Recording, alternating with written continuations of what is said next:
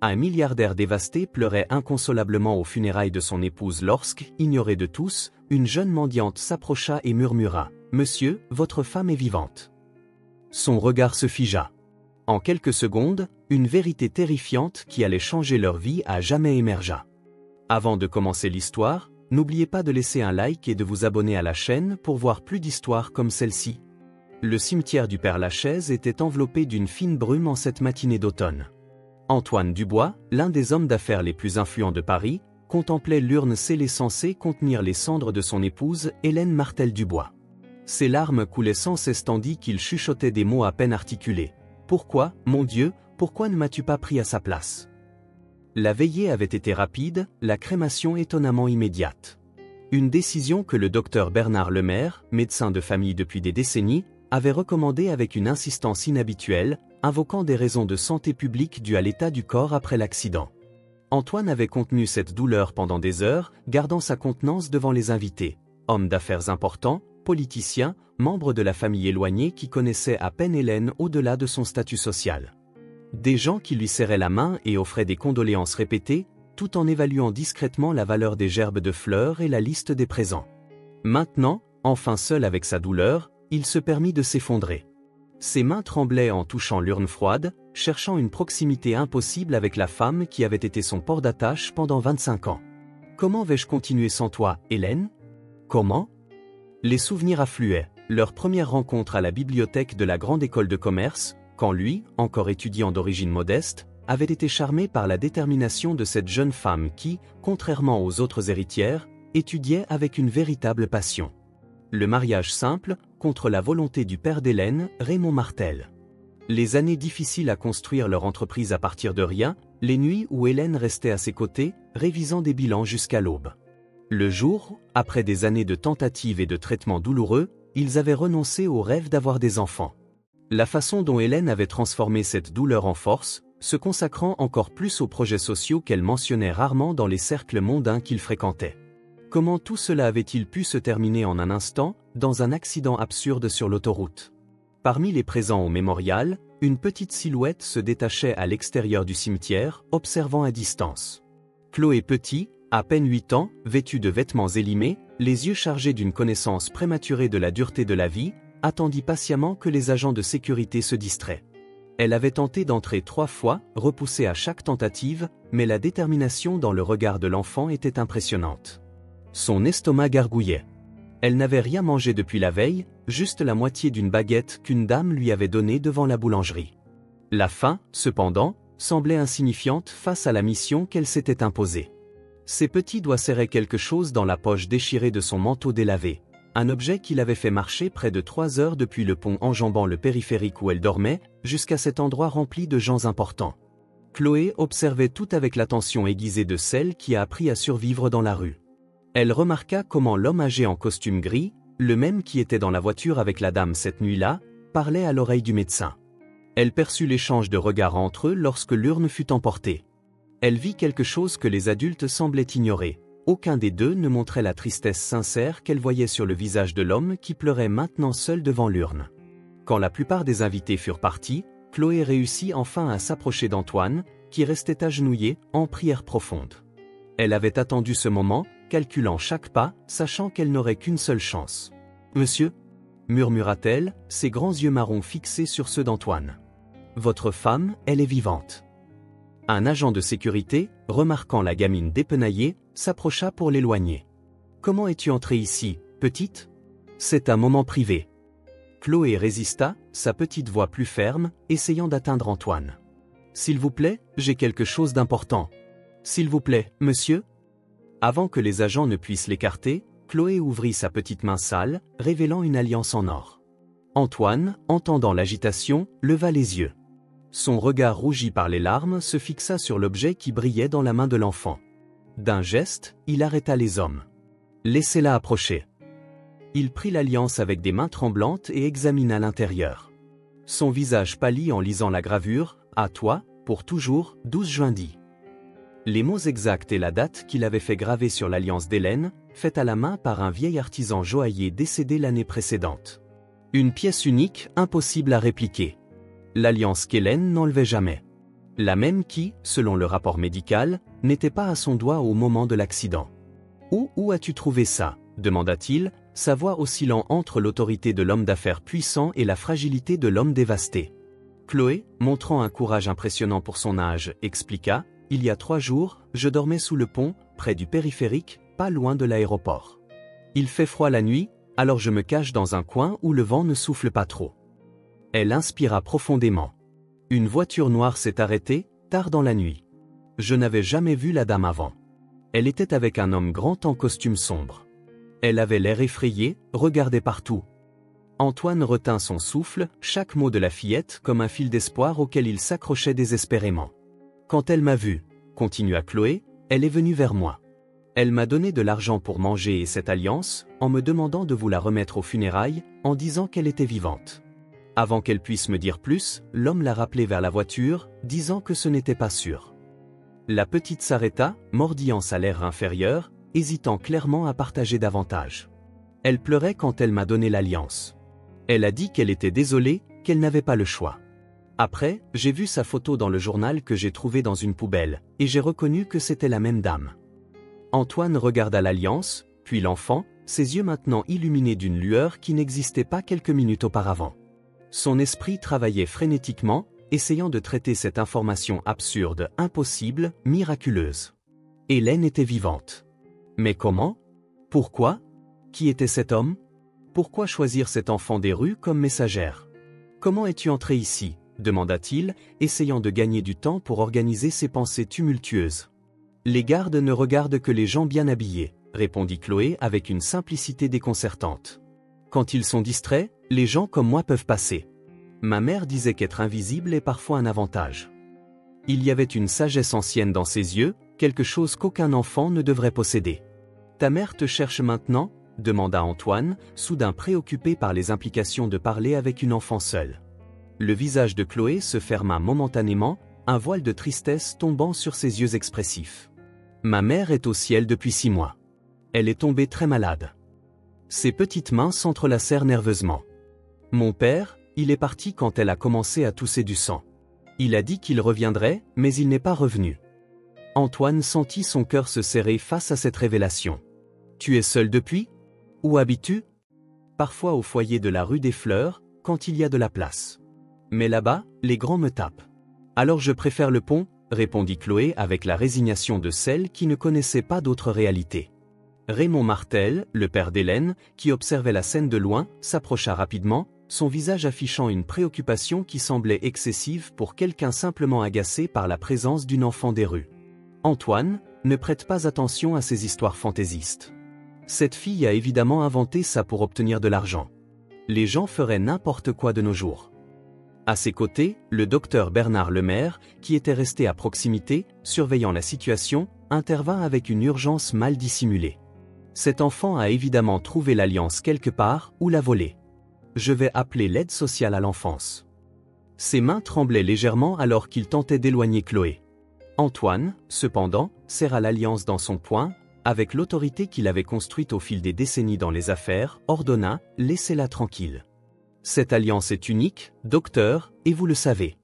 Hélène n'a jamais été enterrée avec, car selon votre propre rapport médical, elle ne portait pas de bijoux quand elle a été retrouvée après l'accident. » Chloé, qui était restée silencieuse pendant l'échange tendu, regarda les 3 hommes. Ses yeux extraordinairement perspicaces pour une enfant si jeune semblaient évaluer chaque expression, chaque réaction. Puis, avec une simplicité dévastatrice, elle dit « La dame avait l'air très effrayée de l'homme âgé en costume gris, pareil à celui que vous portez, monsieur. » Elle pointa directement Raymond Martel. Raymond pâlit visiblement, son expression se figeant un instant avant de forcer un rire. Quelle absurdité! Cet enfant a besoin d'aide psychologique, en plus de l'assistance sociale. Antoine, tu ne peux pas prendre au sérieux ces accusations. Antoine regarda son beau-père, puis le médecin, observant leur réaction avec un regard neuf. Pendant plus de 2 décennies, il avait fait confiance à ces hommes. Raymond, malgré tous leurs désaccords, était la seule famille qui restait à Hélène après la mort de sa mère. Le docteur Lemaire les avait soignés tous les 2 dans les moments les plus difficiles, avait été présent lors des traitements de fertilité infructueux, des crises d'angoisse d'Hélène, des nuits où Antoine, épuisé par le travail, avait eu besoin de médicaments pour dormir. Et pourtant, Quelque chose clochait. L'insistance pour la crémation immédiate. L'absence de l'alliance dans le rapport. La manière dont il semblait plus préoccupé par la présence de cet enfant que par le réconfort d'Antoine dans son deuil. À cet instant, une connexion silencieuse se forma entre Antoine et Chloé, deux âmes brisées unies par l'absence d'un être cher et par l'étincelle d'espoir que cette alliance représentait. Antoine, la voix de Raymond interrompit ses pensées, tu te laisses manipuler par une enfant des rues. C'est compréhensible, étant donné ton état émotionnel, mais... Taisez-vous, Raymond. La voix d'Antoine coupa l'air comme une lame. Pour la première fois en 3 jours, je ressens autre chose que du désespoir. S'il existe la moindre possibilité qu'Hélène soit vivante. C'est de la folie, s'exclama le docteur Lemaire. J'ai moi-même constaté le décès. Le corps était difficilement identifiable à cause de l'impact, mais toutes les affaires personnelles, les papiers. Antoine leva la main, le réduisant au silence. Et pourtant, l'alliance qu'Hélène n'enlevait jamais n'était pas là. Une alliance qui apparaît maintenant dans les mains de cet enfant, avec une histoire qui, aussi absurde qu'elle puisse paraître, expliquerait cette absence. Daniel Leclerc, chauffeur de confiance d'Antoine depuis 2 décennies, s'approcha discrètement. « Monsieur, votre voiture est prête. » Il se fait tard. Antoine acquiesça, puis se tourna vers Chloé. « As-tu où aller, Chloé ?» Elle hésita, puis secoua négativement la tête. « Je dors sous le pont. Parfois au foyer, quand il n'est pas plein. » Antoine regarda le petit corps maigre de Chloé, ses vêtements usés, ses yeux qui portaient une maturité douloureuse. Il prit une décision qui changerait à jamais le cours de leur deux vies. « Daniel, ramenez-nous à la maison. Chloé vient avec nous. »« Antoine, » protesta Raymond. « Tu ne peux pas simplement emmener une enfant des rues. Il y a des procédures, des lois. » Antoine fixa son beau-père avec une détermination de fer. « Je contacterai les autorités compétentes immédiatement. En attendant, je ne laisserai pas cet enfant dans la rue une minute de plus. »« Pense à ce que tu fais, » insista Raymond. « Cette fille sort de nulle part avec une histoire absurde et une alliance qu'elle a probablement volée. Et tu es prêt à croire qu'Hélène, ma fille, est vivante? Que toutes ces funérailles étaient une farce ?»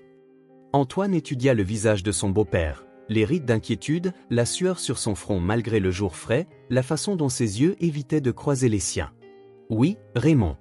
Je suis prêt à le croire. Et plus que ça, je suis déterminé à découvrir la vérité, quoi qu'il en coûte. » Se tournant vers Chloé, il demanda « Acceptes-tu de venir avec moi? Je te promets que nous serons en sécurité et que je t'aiderai à trouver un endroit où rester. » Chloé regarda Antoine, puis le docteur Lemaire et Raymond, qui l'observaient avec des expressions difficiles à déchiffrer. Son intuition, aiguisée par des années dans la rue, envoya une alerte claire. Elle acquiesça pour Antoine. « Oui, monsieur. Je viens. » Avant de s'éloigner, Chloé jeta un dernier regard à l'urne. « La dame n'est pas là-dedans, » dit-elle avec une certitude surprenante. « Elle m'a demandé de dire à monsieur qu'elle l'aime beaucoup et qu'un jour, elle expliquera tout. » Les yeux d'Antoine s'emplirent à nouveau de larmes, mais cette fois, ce n'étaient pas seulement des larmes de douleur. Il y avait en eux une lueur de détermination, de but renouvelé. Alors qu'il marchait vers la voiture, Chloé raconta plus de détails. La dame a dit que monsieur devait savoir qu'elle ne l'avait pas abandonné par choix. Elle a dit qu'elle protégeait monsieur, qu'il y avait des gens dangereux. Elle a dit que quand ce serait sûr, elle reviendrait. Dans la voiture, Antoine serrait l'alliance contre sa poitrine, étudiant chaque détail, confirmant son authenticité au-delà de tout doute. La petite éraflure sur le bord extérieur, résultat d'un accident domestique des années auparavant, l'usure subtile à l'intérieur, où l'or avait perdu un peu de son éclat au contact constant de la peau d'Hélène.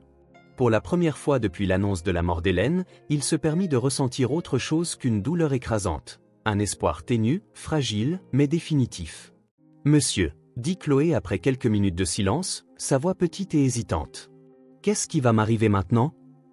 La question frappa Antoine comme un réveil. Cet enfant avait risqué sa sécurité pour livrer le message d'Hélène, avait affronté le rejet, la suspicion, et pourtant avait persévéré. Et maintenant, elle le regardait avec des yeux qui connaissaient trop bien la déception et l'abandon. « Je vais m'occuper de toi, Chloé », répondit-il avec une douceur qui le surprit lui-même. « Nous contacterons les autorités compétentes pour garantir que tout soit fait légalement, mais je te promets que tu ne retourneras pas dans la rue. Pas tant que je pourrai l'éviter. » Chloé acquiesça, un petit sourire se formant sur ses lèvres. C'était la première fois qu'Antoine la voyait sourire, et le geste transforma complètement son visage maigre et pâle, révélant l'enfant qu'elle aurait dû être, pas cette petite adulte forcée de grandir trop vite. Merci, monsieur. Je serai sage. Je resterai tranquille quand il faudra, et je peux aider au ménage. Le cœur d'Antoine se serra devant cette offre, une enfant de 8 ans soucieuse de justifier son existence par des services domestiques. Tu n'as pas besoin de faire tout ça, Chloé. Tu as juste besoin d'être une enfant. La confusion sur son visage fut presque physique. Être une enfant? Comment ça? La brume commençait à se dissiper lorsqu'ils quittèrent le cimetière. L'urne aux cendres supposées resta là, symbole vide d'un deuil peut-être construit sur un mensonge. Un nouveau chemin s'ouvrait devant eux, plein d'incertitudes et de dangers, mais aussi de possibilités. Antoine regarda Chloé, qui somnolait maintenant, luttant contre la fatigue sur la banquette arrière de sa voiture de luxe. Un contraste surréaliste, l'enfant des rues qui aurait pu lui ramener sa raison de vivre. « On va te retrouver, Hélène », murmura-t-il, serrant l'alliance dans sa paume. « Je ne sais pas comment, je ne sais pas où tu es, mais on va te retrouver. » Chloé ouvrit brièvement les yeux, comme si elle avait entendu son murmure. « La dame aux yeux tristes va revenir », marmonna-t-elle avant de céder finalement au sommeil. Elle a promis. 6 mois après les fausses funérailles, la vie dans l'hôtel particulier des Dubois avait considérablement changé. Chloé, désormais officiellement sous la garde provisoire d'Antoine, une mesure d'assistance éducative en milieu ouvert avec suivi régulier des services sociaux, fréquentait une école privée renommée, l'Institution Sainte-Geneviève. L'adaptation n'était pas facile. Fille d'une femme de ménage qui avait lutté toute sa vie pour l'élever dignement avant de tomber malade, Chloé affrontait les préjugés des camarades et la méfiance de leurs parents. « Pourquoi cette fille des rues est-elle dans la même classe que nos enfants ?» murmurait-il lors des réunions scolaires, sans réaliser que Chloé, avec son oui aiguisé par les années dans la rue, entendait chaque mot. Antoine avait personnellement choisi l'école, non pour sa réputation élitiste, mais pour son solide programme académique et sa directrice, Madame Dubois, une autre Dubois, sans lien de parenté, une femme d'origine modeste qui avait bâti cette institution à partir de rien et ne se laissait pas intimider par le statut social. Lorsque les premiers commentaires désobligeants surgirent, elle convoqua une réunion spéciale.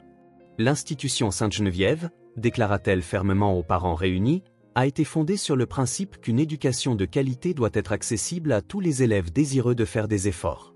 Chloé Petit, indépendamment de son origine, a démontré en seulement un mois un engagement envers l'apprentissage que beaucoup de vos enfants, avec tous leurs privilèges, n'ont jamais montré.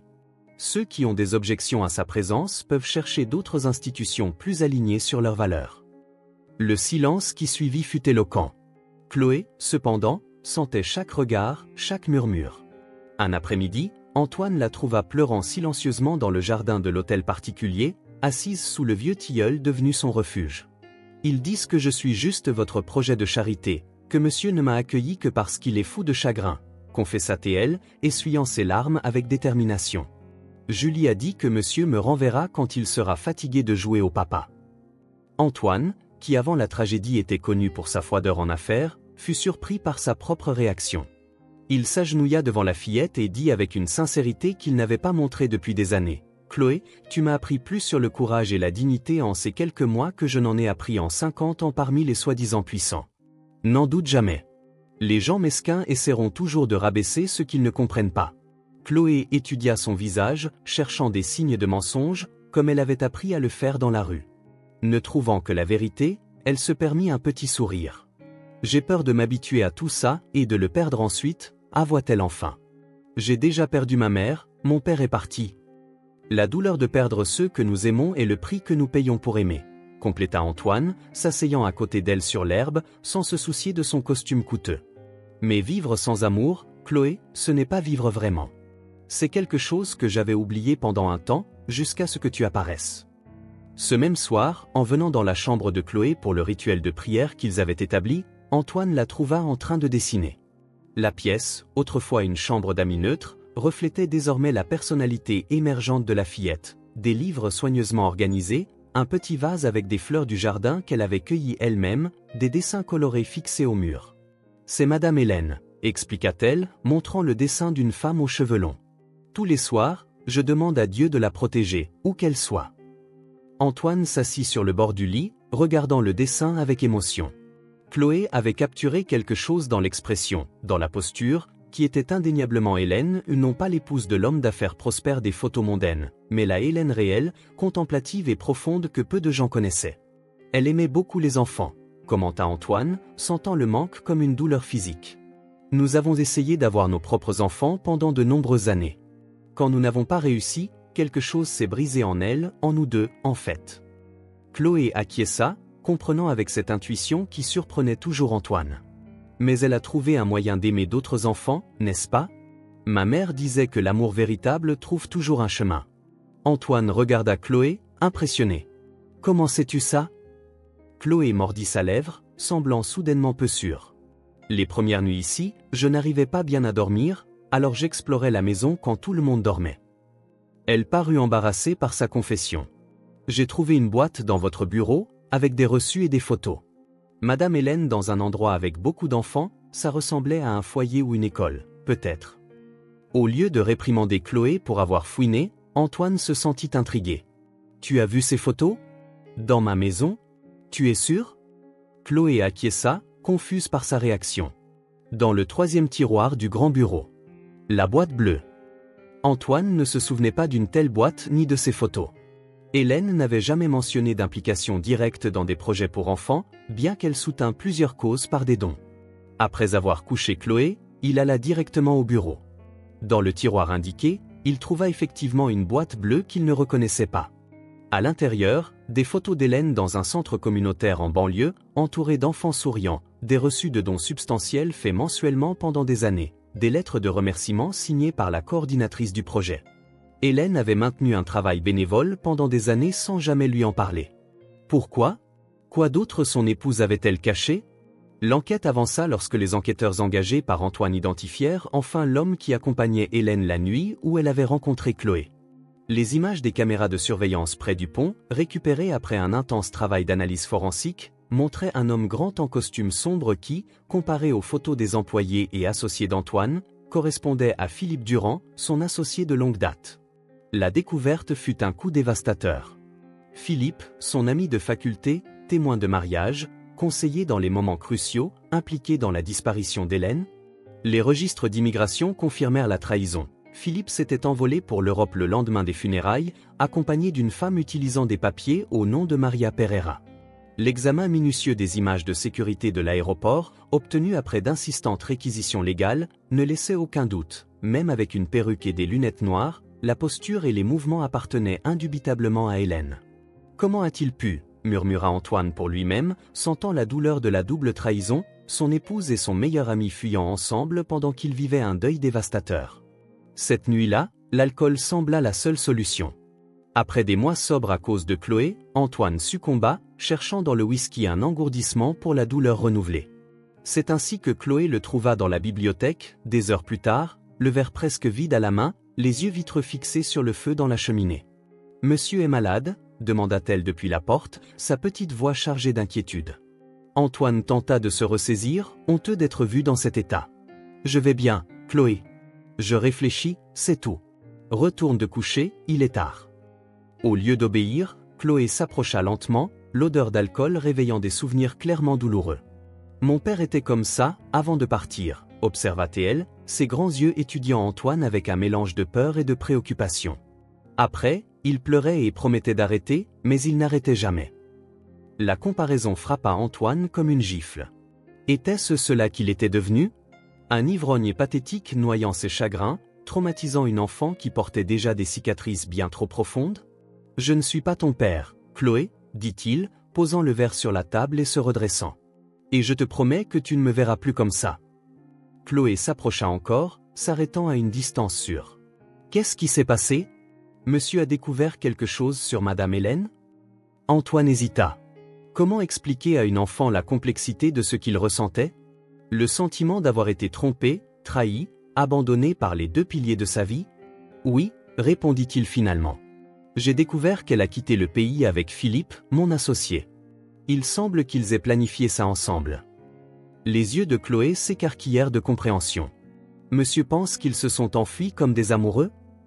La question directe arracha un rire sans joie à Antoine. Ça semble l'explication la plus évidente, non? Le cas classique du mari trahi qui est le dernier à savoir. Chloé secoua la tête avec emphase. Je ne crois pas ça. Pas d'après la façon dont elle a parlé de monsieur. Tu lui as parlé quelques minutes, Chloé. J'ai connu Hélène pendant des décennies, et visiblement, je ne la connaissais pas vraiment. L'amertume dans sa voix était palpable. Chloé croisa les bras, une posture étonnamment adulte. Quand on vit dans la rue, monsieur Dubois, on apprend à lire les gens rapidement. C'est une question de survie. La dame ne regardait pas cet homme comme une femme regarde, eh bien, quelqu'un qu'elle aime, de cette façon-là. Elle le regardait comme je regardais les surveillants du foyer, avec peur et méfiance, mais en sachant qu'elle avait besoin d'eux. Antoine étudia le visage déterminé de la fillette. Comment peux-tu en être si sûr? Chloé s'approcha davantage, prenant une photo d'Hélène sur la table. Les yeux, monsieur. Ce sont toujours les yeux qui disent la vérité. Quand la dame parlait de monsieur, même effrayé, il y avait de l'amour dans ses yeux. Quand elle regardait l'homme, il n'y avait que de la peur et de la nécessité. L'observation, si simple et directe, perça le brouillard d'apitoiement et de jalousie qui avait enveloppé Antoine. Et si Chloé avait raison? Et s'il y avait une autre explication à la fuite d'Hélène avec Philippe?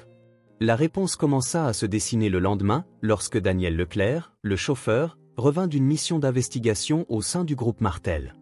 Monsieur, j'ai réussi à accéder à certains fichiers protégés du système quand tout le monde est parti déjeuner, rapporta-t-il, tendant un dossier. Ce sont des registres de transactions suspectes impliquant des détournements de fonds de votre entreprise vers des comptes liés à Raymond Martel. Le plus surprenant, c'est que j'ai aussi trouvé des documents sur un projet social pour enfants défavorisés dans les banlieues de Paris. Hélène apparaît comme collaboratrice régulière, faisant des dons mensuels substantiels et participant activement aux activités, bien que toujours discrètement. Antoine étudia les documents, reliant les points, la boîte bleue, les photographies, les reçus. D'après ce que j'ai pu comprendre, continua Daniel, elle ne vous a jamais caché cela délibérément. Elle gardait simplement ses activités philanthropiques séparées des affaires de la famille. Le chauffeur hésita, puis ajouta, « Je crois que Madame Hélène craignait que Monsieur Martel découvre son implication dans le projet. Dans les derniers mois avant l'incident, elle a augmenté significativement les dons, mais toujours en espèces, sans traces électroniques. » L'image d'Hélène qui émergeait de ces nouveaux détails était fascinante. Une femme déterminée à aider des enfants dans le besoin, opérant presque clandestinement, comme si elle craignait une interférence ou une désapprobation. « Il y a autre chose, monsieur, » ajouta Daniel, son expression grave. « J'ai trouvé des communications entre monsieur Martel et un groupe appelé Consortium Alpha. Ils semblent impliqués dans une sorte de développement immobilier, exactement dans la zone où se trouve le projet social de Madame Hélène. Un projet de rénovation urbaine qui, essentiellement, délogerait des centaines de familles. » Antoine sentit les pièces commencer à s'emboîter. Hélène avait découvert les plans de son père pour détruire la communauté qu'elle soutenait secrètement. Elle l'avait confronté, et qu'était-il arrivé ensuite? Daniel, continuez d'enquêter sur ce consortium Alpha. Je veux savoir qui ils sont, ce qu'ils prévoient exactement, et quelle est la profondeur de l'implication de Raymond. Pendant que Daniel partait poursuivre l'enquête, Antoine réfléchissait à la double vie d'Hélène, la mondaine élégante que tout le monde connaissait, et la défenseur passionnée des enfants marginalisés qui opérait dans l'ombre.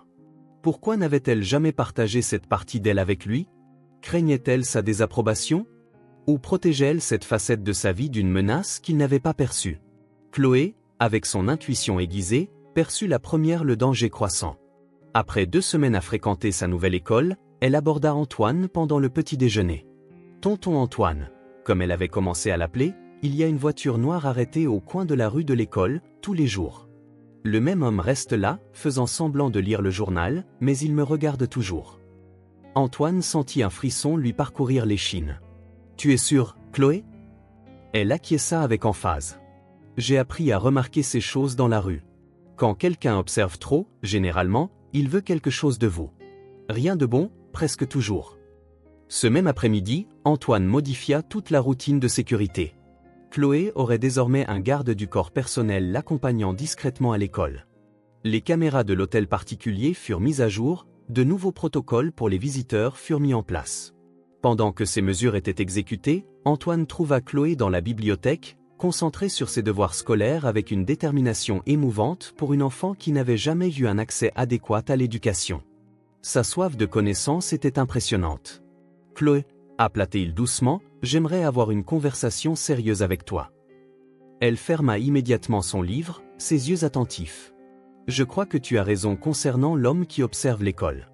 J'ai pris des dispositions pour assurer ta sécurité, mais j'ai besoin que tu sois extrêmement prudente. Ne va nulle part seule, même à l'intérieur de l'école. Si tu remarques quelque chose d'étrange, quoi que ce soit, dis-le immédiatement à moi ou à Monsieur Robert, ton nouveau garde du corps. » Chloé écouta avec sérieux, mais sans la peur qu'Antoine attendait. Au lieu de cela, il y avait une résolution calme dans son regard. « Ils veulent m'utiliser pour arriver jusqu'à vous, n'est-ce pas? Parce que nous cherchons Madame Hélène et découvrons les secrets de son père. » Antoine était continuellement impressionné par la perspicacité de la fillette. « Oui, je le crois. » Chloé resta silencieuse un moment, traitant l'information. Puis, étonnamment, elle sourit. « Vous savez, tonton Antoine, ça veut dire que nous sommes sur la bonne voie. Ma mère disait que quand les méchants commencent à s'énerver, c'est parce que les bons se rapprochent de la vérité. » Antoine ressentit une vague d'admiration pour cet enfant extraordinaire qui transformait même la peur en détermination. « Ta mère était une femme très sage, Chloé. » « Oui, » acquiesça-t-elle, rouvrant son livre. « Et elle disait aussi que la connaissance est la meilleure protection. Alors, je vais beaucoup étudier, parce que Madame Hélène aura besoin de nous deux bien préparés quand elle reviendra. » Cette nuit-là, en recevant d'autres documents de l'enquêteur, Antoine prit une décision. La recherche d'Hélène ne pouvait plus attendre de confirmation supplémentaire. Il était temps d'agir directement. Prenant le téléphone, il composa le numéro international qu'il avait évité pendant des semaines, depuis qu'il avait découvert la destination de Philippe. Après plusieurs sonneries, une voix familière répondit. « Antoine ?» La voix de Philippe Durand était tendue, prudente. « Je me demandais quand tu appellerais. »« Où est ma femme, Philippe ?» La question sortit plus calme qu'Antoine ne l'aurait cru, compte tenu de la tempête émotionnelle en lui. Un long silence.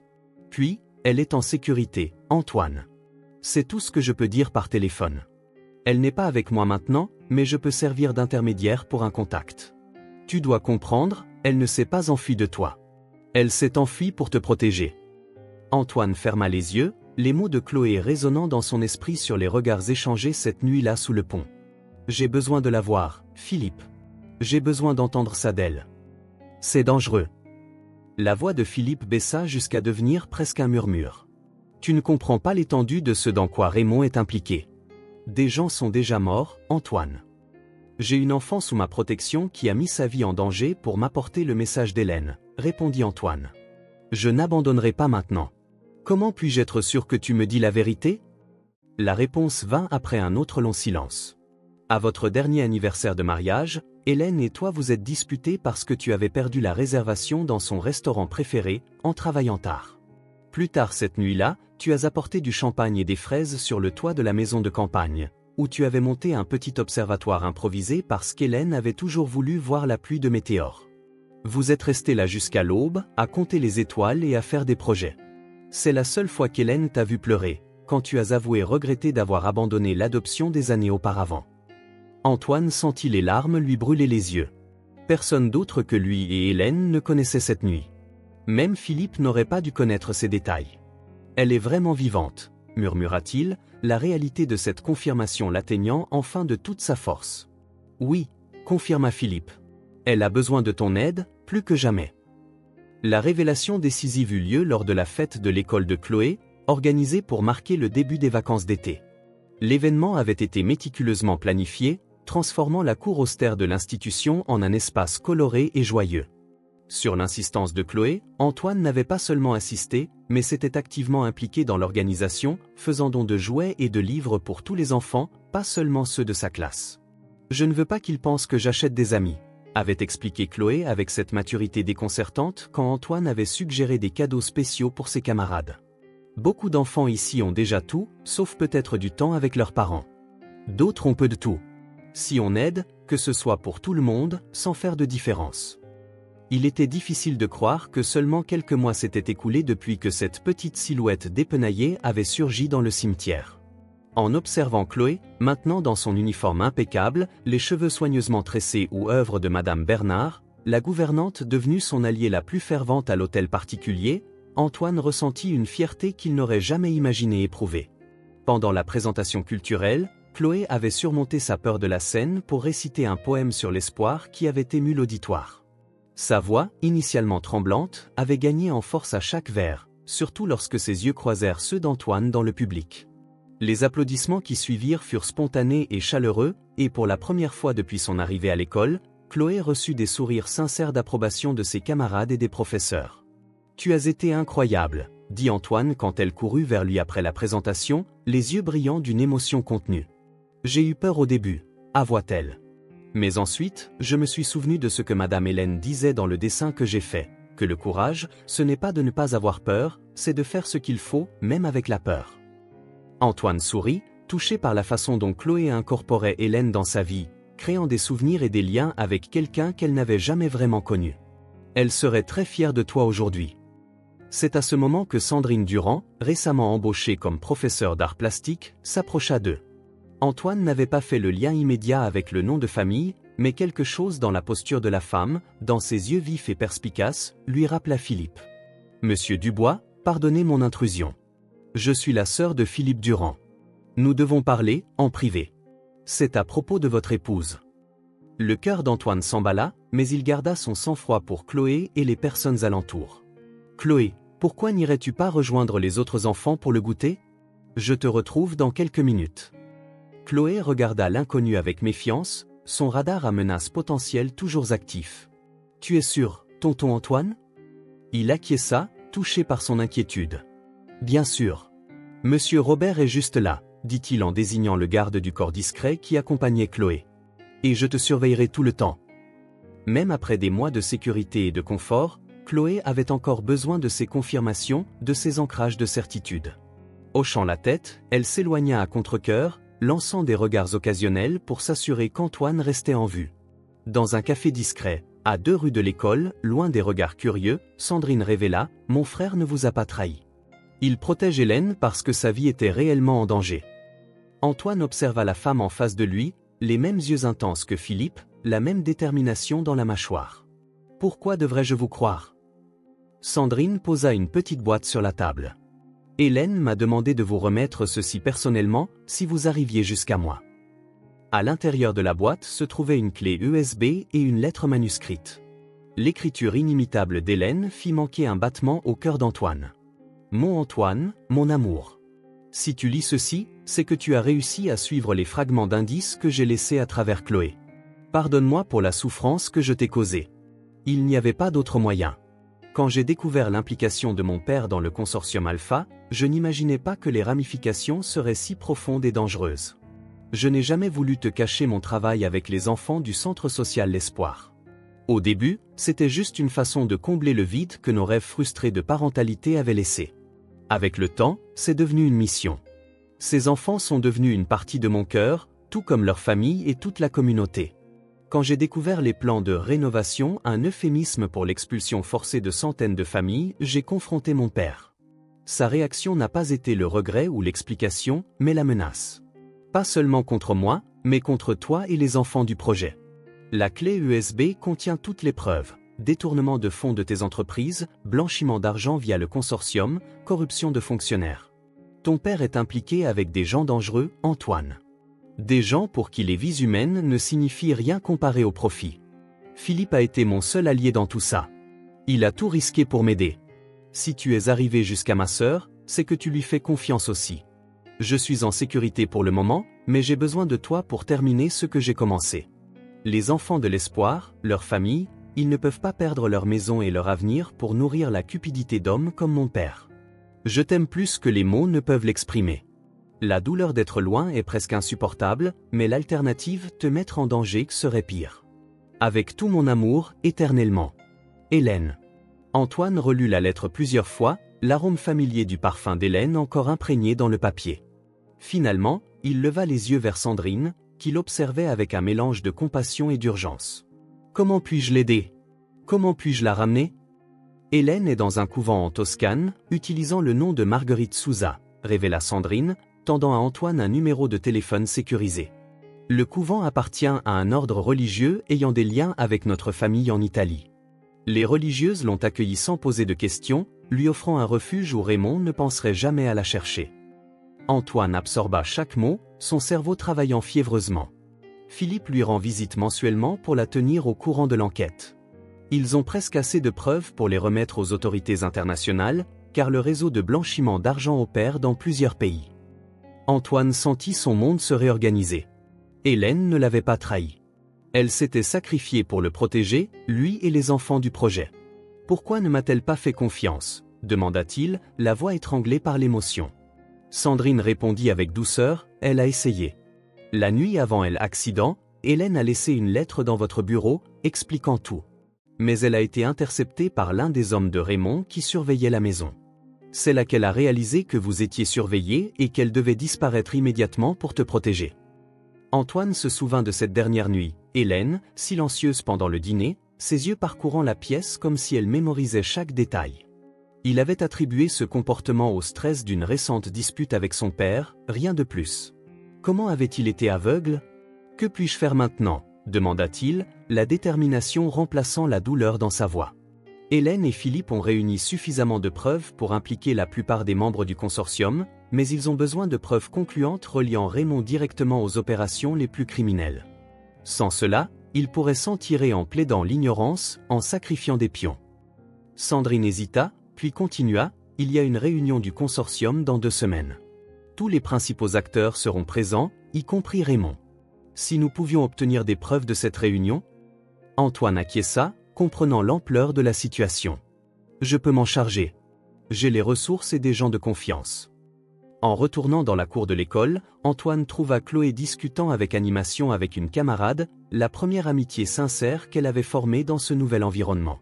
En l'observant, il pensa à l'ironie de la situation. Alors qu'il cherchait Hélène, il avait trouvé l'enfant que, sans le savoir, Hélène aurait souhaité dans leur vie. Cette nuit-là, Antoine trouva Chloé dans sa chambre décorée de dessins colorés, une transformation notable de la froide chambre d'amis qu'elle avait été au début. La fillette était agenouillée à côté de son lit, comme tous les soirs, priant avec une dévotion qui émouvait tout le monde à la maison. Ne voulant pas l'interrompre, il attendit à la porte jusqu'à ce qu'elle ait terminé. « J'ai découvert où est Madame Hélène, » dit-il finalement. Les yeux de Chloé brillèrent d'un mélange de joie et de crainte. « Elle va bien ? On peut la ramener ?» Antoine s'assit sur le bord du lit, expliquant avec des mots simples la situation complexe. « Elle est dans un endroit appelé un couvent, en Italie. Ce sont comme des églises où les gens vont pour être en sécurité et en paix. Elle s'est enfuie pour protéger les gens qu'elle aime, y compris toi et les autres enfants du projet où elle travaillait. Alors, c'est une héroïne. » conclut Chloé, ses yeux brillants comme dans les livres que Madame Olivier lui lisait. Antoine sourit. « Oui, je crois bien. »« On va la chercher maintenant ?» demanda Chloé, se levant déjà comme si elle était prête à partir immédiatement. « Nous devons être très prudents, petite. Des gens dangereux la cherchent encore, et maintenant, ils pourraient aussi nous surveiller. » Chloé surprit Antoine par sa réaction mature. « Dans la rue, j'ai appris qu'il faut parfois attendre et observer avant d'agir. Ma mère disait que la patience n'est pas une faiblesse, c'est de la sagesse. » Cet enfant, qui avait déjà affronté plus de difficultés en ses 8 ans que beaucoup en une vie entière, offrait maintenant une perspective qui manquait à l'homme d'affaires impatient. Si on a attendu si longtemps, on peut attendre encore un peu pour être sûr que tout le monde reste en sécurité. Antoine, touché par la sagesse de la fillette, sortit de sa poche l'alliance d'Hélène qu'il portait sur lui depuis le jour des funérailles. « Chloé, tu as gardé cette alliance avec tant de soin jusqu'à ce que tu me trouves.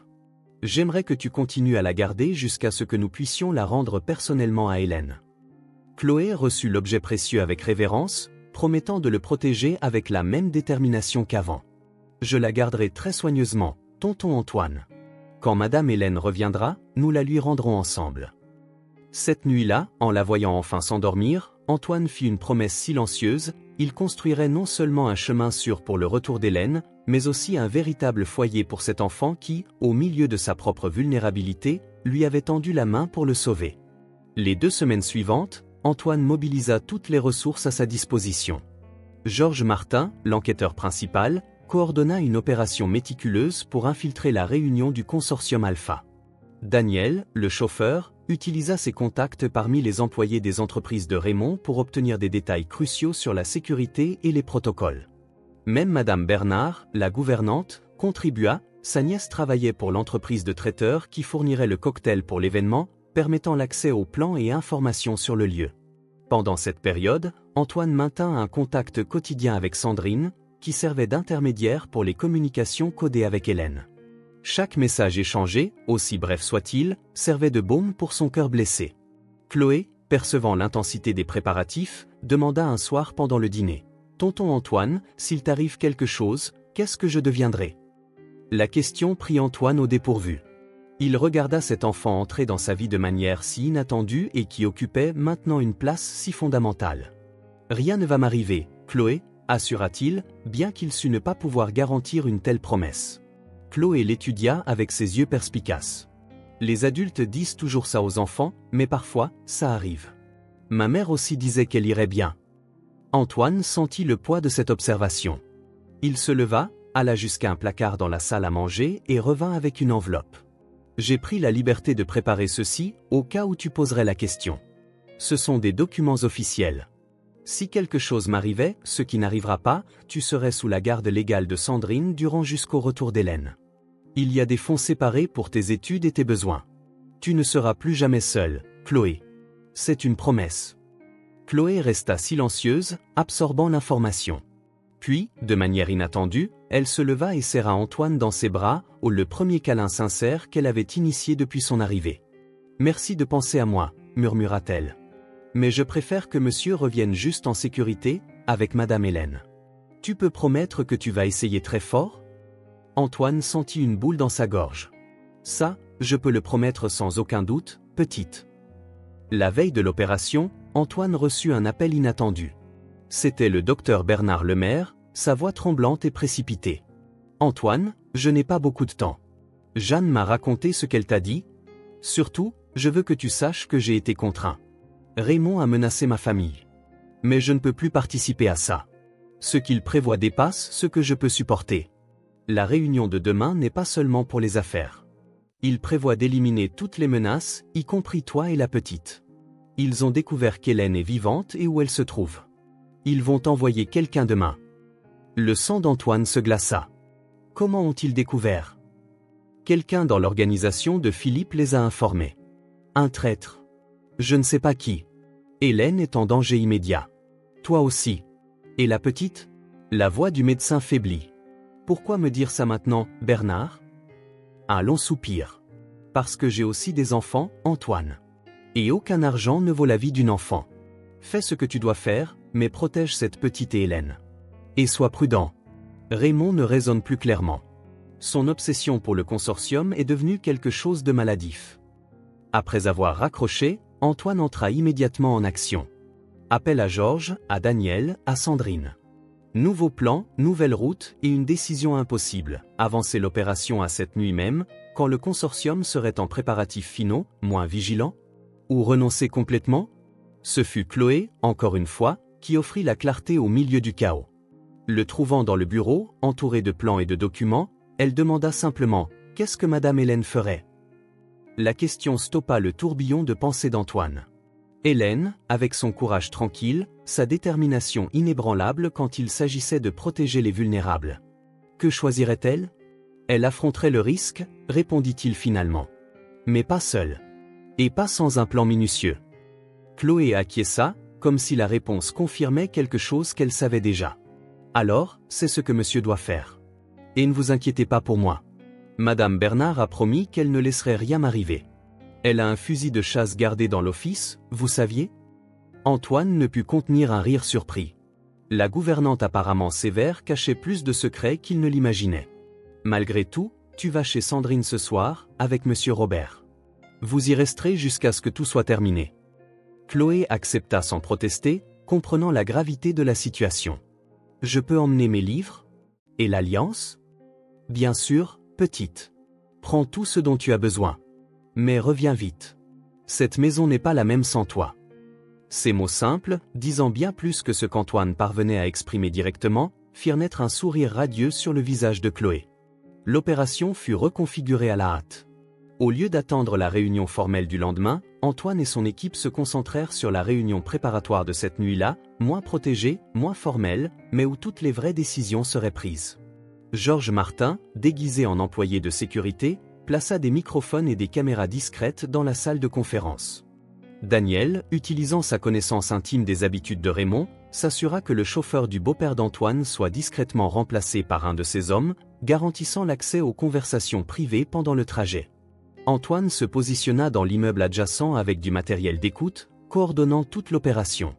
L'adrénaline coulait dans ses veines alors qu'il observait les membres du consortium arriver un par un, des cadres au visage dur, quelques politiciens qu'il reconnut, et finalement Raymond Martel, paraissant plus vieux et usé qu'Antoine ne s'en souvenait. Les premières heures de la réunion confirmèrent les soupçons. Le consortium Alpha n'était pas seulement une entreprise immobilière, mais une opération élaborée de blanchiment d'argent et de spéculation illégale, utilisant des tactiques d'intimidation pour forcer les résidents à vendre leurs propriétés à des prix dérisoires. Le projet social d'Hélène était stratégiquement situé au centre de la zone la plus prisée, un obstacle que Raymond prévoyait de supprimer définitivement. Le centre social L'Espoir doit être le premier à disparaître, déclara l'un des cadres. Les enfants et cette assistante sociale agaçante sont le cœur de la résistance locale. Raymond acquiesça, son visage un masque d'indifférence calculée. J'ai déjà prévu un incendie accidentel pendant la nuit. Personne ne sera là, évidemment. Nous sommes des hommes d'affaires, pas des monstres. Antoine sentit la bile lui monter à la gorge. La froideur avec laquelle il planifiait de détruire le travail d'Hélène, les rêves et les besoins de ses enfants. Puis vint le moment qui justifia tous les risques. Et quant à ta fille, Raymond, demanda l'un des participants, un homme en costume impeccable qu'Antoine ne reconnut pas. Nos contacts ont confirmé qu'elle est vivante et cachée en Italie. Si ce qu'elle sait venait à être révélé. Ma fille a choisi son camp, répondit Raymond, sa voix étrangement contrôlée. Des dispositions ont déjà été prises. Nos équipes en Europe sont positionnées. Quant à mon gendre et cette gamine des rues, ils seront également traités, dès ce soir. Il fallut toute la discipline d'Antoine pour ne pas faire irruption dans la salle à cet instant.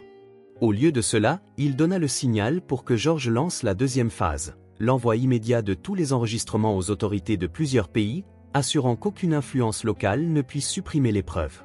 Simultanément, Daniel, qui surveillait les communications, intercepta des détails sur l'équipe de nettoyage envoyée pour s'occuper d'Antoine et Chloé.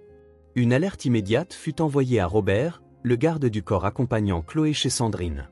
Antoine avait un dernier appel vital à passer, vers le numéro sécurisé que Sandrine lui avait donné. Quand Hélène décrocha, c'était comme si le temps s'arrêtait. « Antoine ?» Sa voix, même transformée par la distance et la peur, était toujours le son le plus précieux au monde. « Hélène, écoute attentivement. Tu as été découverte. Quelqu'un dans l'organisation de Philippe les a trahis. Des gens arrivent au couvent, maintenant. Un hoquet de l'autre côté. Mon Dieu! Les sœurs? Sors immédiatement. La sœur de Philippe, Sandrine, a prévu un contact sur près du couvent. Un homme nommé Giuseppe t'emmènera dans un autre endroit. Tu dois y aller maintenant, Hélène. Maintenant. Run. Sa voix tremblait. Et toi, Chloé? Nous sommes en sécurité. L'opération contre ton père et le consortium est en cours en ce moment même.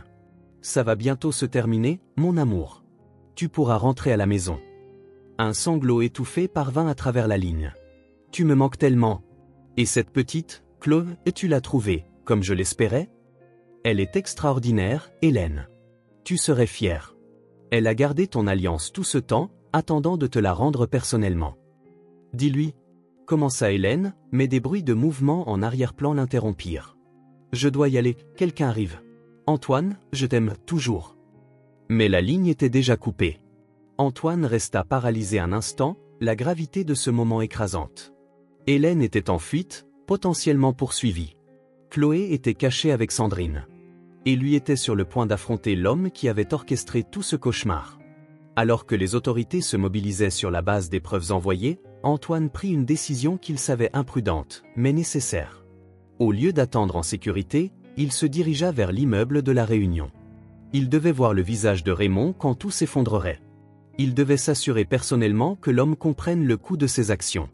Ce fut Daniel qui l'intercepta dans le hall. « Monsieur, c'est trop risqué. Les autorités sont déjà en route. S'il vous plaît, pensez à Chloé. » La mention de Chloé freina l'impulsion d'Antoine. Elle avait déjà tant perdu dans sa vie. Il ne pouvait pas risquer de lui faire subir une autre perte. Il accepta de se retirer dans un lieu sûr, mais le destin avait d'autres plans. En arrivant au parking, ils trouvèrent Raymond Martel sortant précipitamment, suivi de 2 gardes du corps. Le beau-père s'arrêta en voyant Antoine, son visage un mélange surréaliste de surprise et de résignation. « Alors, c'est comme ça que ça se termine », dit Raymond, étrangement calme. « Toi et ma fille traîtresse, détruisant le travail d'une vie. Antoine fit un pas en avant, contrôlant la rage qui menaçait de le consumer. Du travail? C'est comme ça que tu appelles détruire des communautés entières, menacer ta propre fille, planifier des crimes contre des innocents, y compris une enfant de 8 ans?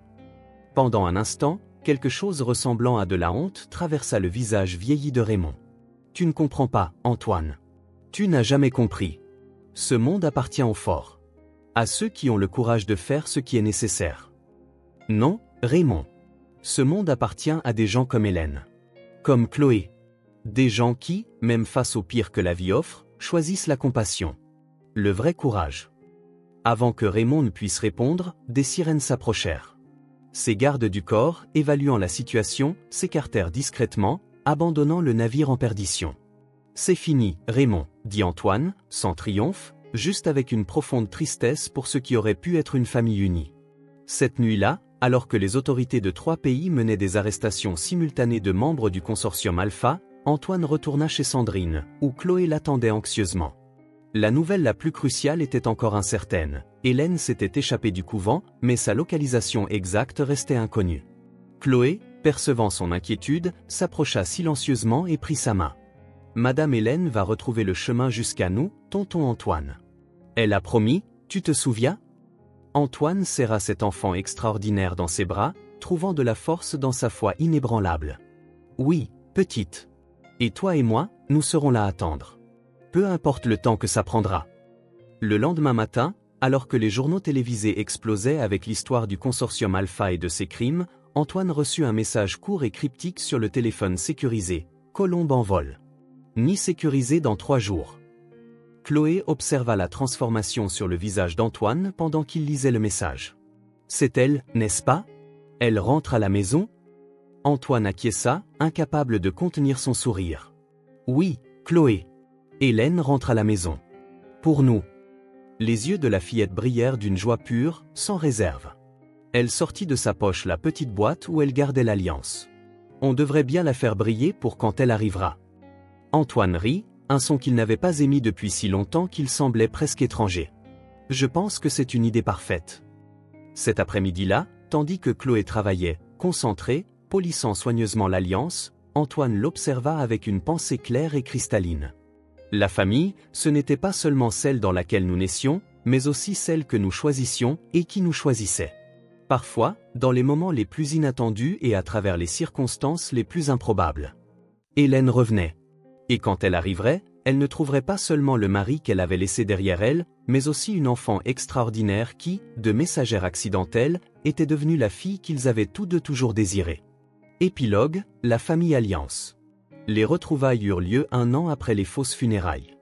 Après que les autorités internationales, munies des preuves irréfutables collectées par Philippe et Hélène, eurent déclenché une opération coordonnée contre le réseau de blanchiment d'argent, Raymond Martel et plusieurs de ses associés, dont le puissant Richard Martin, furent inculpés dans plusieurs pays. Certains furent arrêtés immédiatement, tandis que Raymond réussit à fuir vers un pays sans traité d'extradition. Mais avec ses biens gelés et son réseau démantelé, la menace qu'il représentait avait été considérablement neutralisée. Le docteur Bernard Lemaire lui-même avoua sa participation au stratagème en échange d'une réduction de peine, fournissant des détails précieux sur les méthodes utilisées par l'organisation. Jeanne, son épouse, obtint l'immunité pour sa coopération décisive, et la famille fut incluse dans le programme de protection des témoins, commençant une nouvelle vie loin des projecteurs du scandale. 3 mois s'écoulèrent entre la chute du consortium Alpha et l'établissement de toutes les conditions pour le retour sécurisé d'Hélène. L'attente, bien que douloureuse, permit à Antoine et Chloé de renforcer encore leur lien et de préparer la maison pour l'arrivée tant attendue. « Tu crois qu'elle aimera les changements ?» demanda Chloé en aidant à organiser l'ancien bureau d'Hélène, désormais transformé en un espace accueillant combinant coin lecture et atelier de peinture, 2 activités que Chloé avait appris à aimer pendant cette année. Antoine sourit, observant le dévouement avec lequel Chloé rangeait les livres sur l'étagère faite spécialement à sa hauteur. « J'en suis sûr. Hélène a toujours voulu que cette maison soit moins une vitrine d'architecte et plus un vrai foyer. » Chloé acquiesça, satisfaite. Madame Bernard dit qu'avant, la maison était belle mais froide. Maintenant, elle dit qu'elle est chaude comme du pain sorti du four. L'analogie arracha un rire à Antoine. La gouvernante sévère était devenue une alliée surprenante, se transformant en quelque chose proche d'une grand-mère pour Chloé, lui apprenant des recettes traditionnelles les dimanches et lui racontant des histoires de sa propre enfance à la campagne. Le jour du voyage arriva enfin. Antoine et Chloé s'envolèrent discrètement pour l'Italie, où Hélène avait trouvé refuge dans le petit couvent des collines de Toscane, après que les autorités eurent garanti qu'il était sûr pour elle de rentrer. Philippe et sa sœur Sandrine avaient organisé tous les détails pour des retrouvailles loin des regards curieux. Dans l'avion, Chloé contenait à peine son anxiété. Comment c'est, le couvent? C'est comme dans les films, avec de grosses cloches et des jardins pleins de fleurs? Je n'y suis jamais allé, admit Antoine. Mais d'après les photos que Philippe a envoyées, ça ressemble exactement à ça. Un endroit tranquille, entouré d'oliviers et de cyprès, avec vue sur les collines verdoyantes. Les religieuses ont été gentilles avec elle, demanda Chloé, son visage soudainement sérieux. Quand j'étais au foyer, certaines personnes faisaient semblant d'être gentilles devant les autres, mais quand personne ne voyait. Antoine sentit son cœur se serrer. Même avec tous les progrès que Chloé avait faits, les cicatrices émotionnelles de son passé apparaissaient encore dans des moments comme celui-ci. Des questions révélatrices, un regard méfiant occasionnel, la façon dont elle gardait encore de petites réserves de nourriture dans sa chambre, comme si elle craignait que la sécurité puisse disparaître à tout moment. Philippe a assuré que les sœurs du couvent ont été exceptionnelles. Gentilles, discrètes et protectrices. Hélène aidait au potager et donnait des cours d'anglais aux novices en échange de l'hospitalité. Chloé sourit, apparemment satisfaite. Madame Hélène aide toujours les autres, n'est-ce pas? Même quand elle est en danger. Oui, acquiesça Antoine, émerveillé par la perspicacité de la fillette. C'est qui elle est. Tout comme toi, qui, même quand tu n'avais rien, t'es soucié de tenir une promesse faite à une inconnue. Chloé rougit au compliment, puis se pencha en arrière sur son siège, regardant les nuages par le hublot. Je ne suis pas si spécial. J'ai juste fait ce que ma mère aurait fait. Elle disait toujours que notre parole et notre cœur sont les seules choses que personne ne peut nous enlever. Sauf si on le permet. Antoine réfléchit à la sagesse de cette femme qu'il n'avait jamais connue, Françoise, la mère de Chloé, qui, même en luttant contre la pauvreté et la maladie, avait planté des graines si profondes d'intégrité et de compassion dans sa fille. Quel héritage extraordinaire, plus précieux que tout l'empire financier qu'il avait construit. L'attente dans le jardin tranquille du couvent sembla interminable. Chloé, portant une robe simple qu'elle avait elle-même choisie pour l'occasion, tenait fermement la main d'Antoine, aussi nerveuse que lui. La petite boîte contenant l'alliance était en sécurité dans sa poche. Elle avait gardé le précieux objet avec elle pendant tous ces mois, dormant parfois avec la boîte sous son oreiller lorsque les cauchemars d'hommes méchants emmenant tante Hélène la perturbaient. « Et si elle ne m'aime pas en personne ?» murmura Chloé, son insécurité l'emportant finalement sur l'excitation. « Et si elle imaginait une fille différente ?» Antoine s'agenouilla pour être à sa hauteur. « Chloé, Hélène t'aime déjà. Chaque fois que nous parlions au téléphone, elle demandait de tes nouvelles, ce que tu apprenais, ce que tu aimais, comment tu t'adaptais. Elle garde chaque dessin que tu lui as fait. Fais-moi confiance, il n'y a absolument aucune raison de s'inquiéter. » Chloé prit une profonde inspiration, calmant ses angoisses. « Je suis bête, n'est-ce pas? Madame Hélène est gentille. Je le sais depuis cette nuit-là, sous le pont. » Quand Hélène apparut enfin, les cheveux courts et vêtue modestement, le temps sembla se figer. Pendant un moment, personne ne bougea, comme si le moindre mouvement pouvait briser le charme de cet instant tant attendu. Ce fut Chloé qui rompit le silence, lâchant la main d'Antoine et courant vers Hélène. « Je savais qu'on vous retrouverait. » Hélène la serra dans ses bras, des larmes coulant librement sur son visage, avant de lever les yeux vers Antoine. Aucun mot ne fut nécessaire. En quelques secondes, ils étaient dans les bras l'un de l'autre, une année de séparation forcée se dissolvant dans une étreinte qui semblait contenir une éternité. Quand ils se séparèrent enfin, Hélène s'agenouilla devant Chloé, tenant ses petites mains entre les siennes. « Comment as-tu réussi à me voir si clairement cette nuit-là, sous ce pont sombre? Il faisait si noir. » Chloé sourit, ses yeux reflétant une tranquillité surprenante. « Je n'ai pas bien vu votre visage cette nuit-là, il faisait trop noir et tout s'est passé très vite. Mais il y avait quelque chose dans vos yeux, quelque chose de triste et d'effrayé qui m'a rappelé ma mère, dans les dernières semaines avant qu'elle ne tombe gravement malade. Quand j'ai vu votre portrait plus tard dans le journal, j'ai été sûr que c'était la même personne qui m'avait aidé. » Hélène attira la fillette dans une étreinte serrée, posant son front contre le sien. « Merci, merci d'avoir été courageuse quand je ne pouvais pas l'être. D'avoir porté mon message quand tout semblait perdu. » Puis, se tournant vers Antoine, Hélène lui prit les mains avec force. « Chaque jour, j'imaginais ce moment. Chaque jour, je priais pour qu'il arrive. Il y a eu des moments où j'ai failli abandonner, où la solitude et la peur semblaient trop grandes. Mais alors, je me souvenais de toi, de nous, et je trouvais la force de continuer. Antoine lui toucha doucement le visage, comme pour confirmer qu'elle était réelle. Plus jamais nous ne serons séparés. Plus jamais. Chloé, observant la scène les yeux brillants, se souvint de son trésor. Tante Hélène, j'ai gardé quelque chose pour vous. Elle sortit de sa poche la petite boîte et l'ouvrit, révélant l'alliance étincelante, soigneusement polie. Tonton Antoine m'a laissé m'en occuper jusqu'à ce qu'on puisse vous la rendre personnellement. Hélène regarda l'alliance, puis Chloé, son émotion clairement visible. Je ne peux imaginer de gardienne plus parfaite pour quelque chose d'aussi précieux. Antoine prit l'alliance de la boîte, à la surprise de Chloé, s'agenouilla devant Hélène. Hélène Martel-Dubois, acceptes-tu de recommencer ce voyage avec moi ? Non seulement comme mon épouse, mais comme ma partenaire dans une nouvelle vie que nous avons construite sans le savoir alors que nous étions séparés ? Hélène, entre des larmes de joie, tendit la main. Oui, Antoine. 1000 fois oui. Alors qu'il remettait l'alliance à son doigt, Chloé applaudit, son visage illuminé par la joie la plus pure. De retour en France, après toutes les clarifications légales et avec le procès pénal contre le réseau de Raymond toujours en cours mais sans risque immédiat pour la famille Dubois, Antoine, Hélène et Chloé entamèrent une nouvelle phase. Le processus d'adoption, complexe et long comme toutes les procédures légales impliquant des enfants, avançait enfin, avec le soutien des services sociaux qui reconnaissaient le lien sincère formé entre eux. Le père biologique de Chloé, localisé dans un centre de désintoxication, avait consenti à l'adoption après plusieurs séances avec des psychologues et des assistantes sociales, reconnaissant son incapacité à offrir un foyer stable à sa fille. « Je veux qu'elle ait la vie que je ne peux pas lui donner », affirma-t-il lors d'une visite médiatisée, faisant preuve d'un rare moment de lucidité et d'amour paternel. Un accord fut établi, permettant des visites périodiques si son traitement progressait positivement. Pour Chloé, cette résolution apporta un soulagement inattendu. « Je n'ai pas besoin de faire semblant de ne pas avoir de père », expliqua-t-elle à Antoine et Hélène un soir. « Je peux me souvenir de lui sans sentir que je vous trahis. Et peut-être qu'un jour, quand il ira mieux, on pourra être amis. » Hélène serra la fillette dans ses bras, impressionnée par sa maturité. La famille prend toutes les formes, Chloé. Certaines personnes ont une maman et un papa, d'autres ont 2 mamans ou 2 papas, certaines n'en ont qu'un. Et certaines personnes, comme toi, ont l'amour de plusieurs adultes, chacun contribuant à sa manière. L'expérience transforma profondément Antoine. Le milliardaire, autrefois exclusivement concentré sur l'expansion de son empire financier, redirigea une partie significative de ses ressources vers des causes sociales, avec un accent particulier sur les programmes d'accueil pour enfants en situation de vulnérabilité.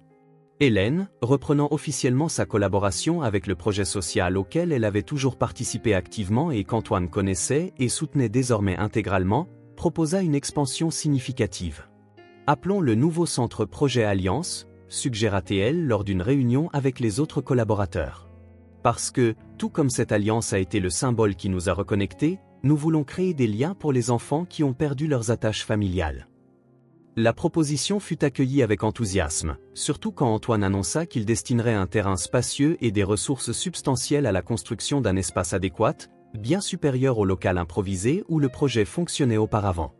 Chloé, qui fréquentait maintenant la même école mais avec une confiance et une intégration remarquablement différentes, devint une sorte d'ambassadrice du projet, connectant ses camarades privilégiés à des réalités qu'ils n'avaient jamais envisagées.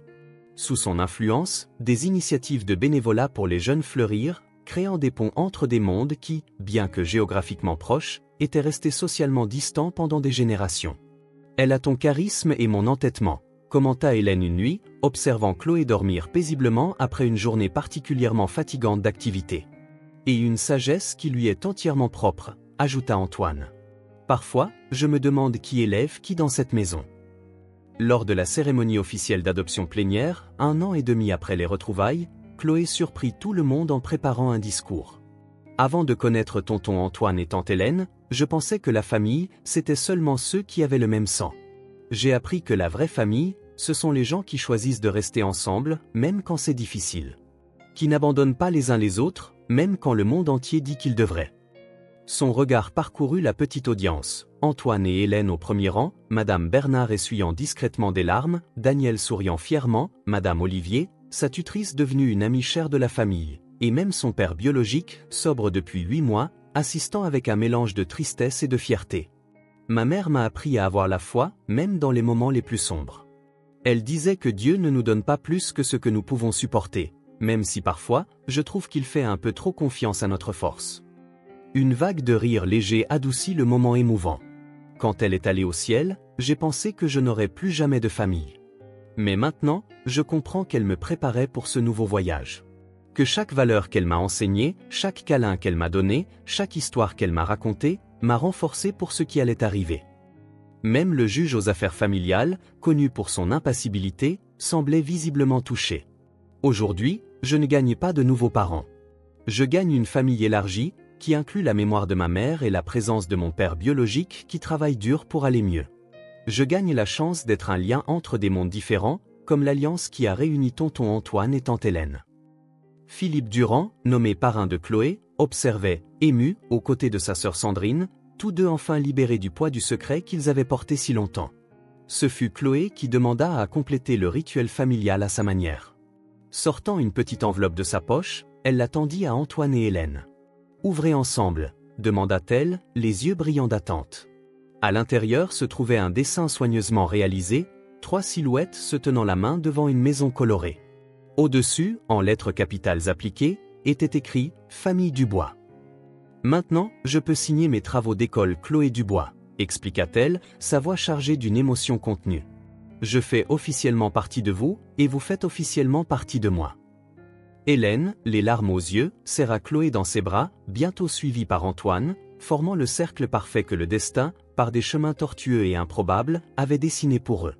Cette nuit-là, après la petite célébration, alors que Chloé s'endormait enfin dans sa chambre, non plus une chambre d'amis adaptée, mais un espace qui reflétait véritablement sa personnalité émergente, Antoine et Hélène contemplaient l'avenir depuis le balcon.